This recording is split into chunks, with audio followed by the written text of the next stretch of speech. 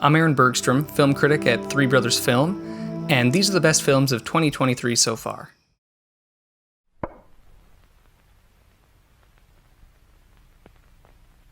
The third best film of 2023 so far is Skinamarink, directed by Kyle Edward Ball, an experimental horror film that plays like the unholy offspring of Michael Snow's Wavelength and Oren Peli's Paranormal Activity. Two small children are trapped in their house at night, unable to leave and unable to find their parents, who have seemingly abandoned them.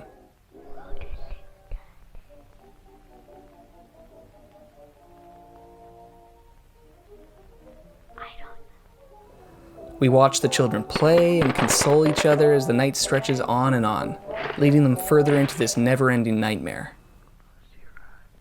Skinamarink is a tiny film with a minuscule budget, but it uses its limitations as strengths.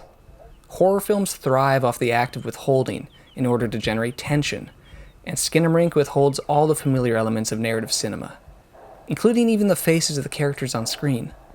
We are refused anything comforting to latch onto, and so we're forced to experience life as these kids do, as a vague, terrifying ambiguity.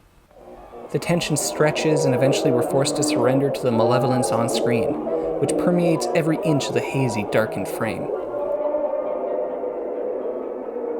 The first 30 minutes of Skinamarink are so formally confrontational that many viewers are likely to find the movie boring. But if you surrender to its somnambulant rhythms in the early going, the film's formal restraint pays enormous dividends.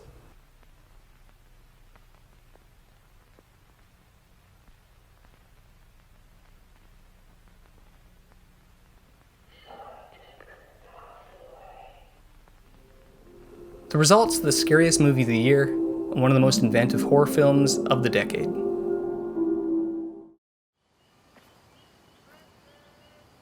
The second best film of 2023 so far is The Maiden, directed by Graham Foy. Some films operate in the liminal space between waking and dreaming, between the urban and the rural, between the world of the living and the world of the dead. The Maiden is one such film, a remarkable debut by another Alberta-based filmmaker, the first being Skinamarink. Come on. Are you down? There's only one way down, buddy. Come on.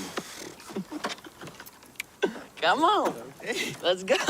This is a restrained suburban fairy tale of sorts about two teenage friends, Colton and Kyle, who spend their time in the ravines and construction sites just outside of Calgary, Alberta.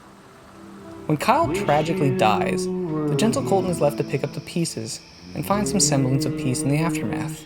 The Maiden is achingly perceptive about the ways that the dead are kept alive in the memories of those who loved them and in the spiritual auras of the places they spent their time. The title of the film comes from the graffiti tags left by Kyle that Colton sees around the neighborhood after Kyle's death.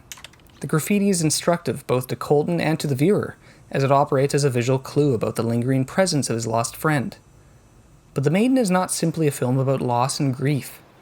It's also a daring, hypnotic vision of life on the margins, and the deep connections between people and the places they live. The comparisons to the work of Terrence Malick, David Gordon Green, and even David Lynch are well-earned.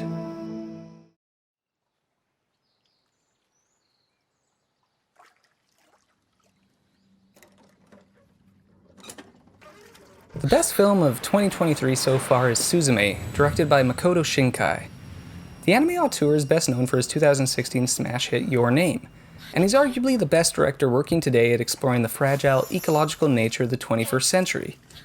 Suzume is a teenage melodrama, a tentative romance, a fantasy adventure, and a commentary on environmental degradation all rolled into one. In the story, Suzume is a teenage orphan living on the island of Kyushu. One morning, she follows a handsome young man to some nearby ruins, and finds herself caught up in a supernatural quest to close spiritual gates across Japan, through which a monstrous worm is trying to escape, causing earthquakes and other environmental destruction across the nation. The story works as a grand metaphor for our impact on the natural world, but Shinkai is not interested in some kind of didactic environmental message here. Rather, this is a nuanced portrait of teenage frustrations, lost dreams, and the pain of existing in our world at this very moment. 何も心配しなくていい。君は明日家に帰って。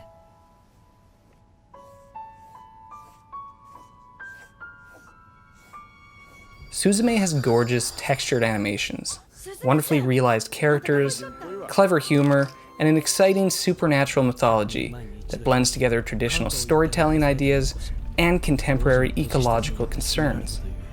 It's a film about the here and now, and the anxieties that define us regarding identity, environment, and the future.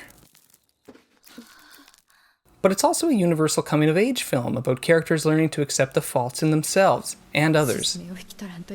Makoto Shinkai has made some great films in his career, and Suzume is his best, and the best of 2023 so far.